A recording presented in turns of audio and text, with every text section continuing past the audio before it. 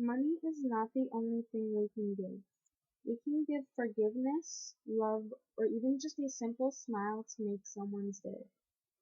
We can also give our faith and thanksgiving to God. You do not have to be rich in money to give.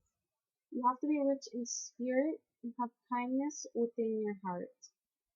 Many people today put money and luxury as their priorities.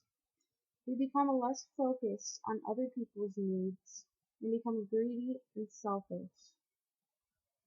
In Mark chapter 12, verses 41 through 43, Jesus talks about a poor widow who gives everything she has to the church because she knows God will provide her needs for her. Many wealthy people walked by the donation box and put in a tenth of what they had into the box. The poor widow only had 2 coins, but she still put them into the donation box in the temple, even though they were worth less than a penny. The poor widowed woman had less than the rich people, but she actually put in more than the rich people did. She ultimately contributed more because the wealthy people only gave the tithe, which was 10% of what they had, and she gave everything she had. This poor widowed woman was very generous. She had faith and trusted that God would take care of her needs. God can be found in every person.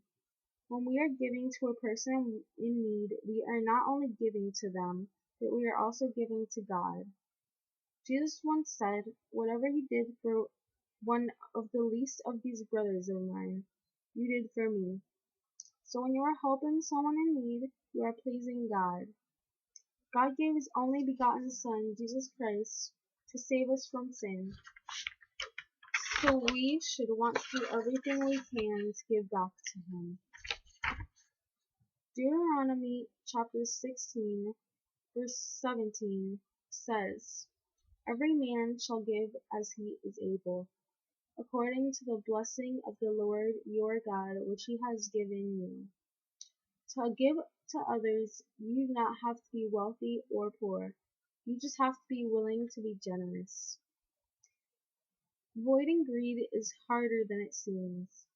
Although it can be very hard to do sometimes, it is important that we try to avoid it.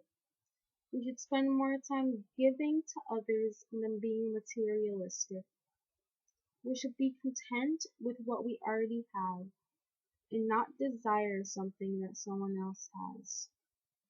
To please God, we have to put our love for God first. We have to prioritize giving to the Lord, the church, and the people in need. It is definitely a sacrifice to give up your time and your energy.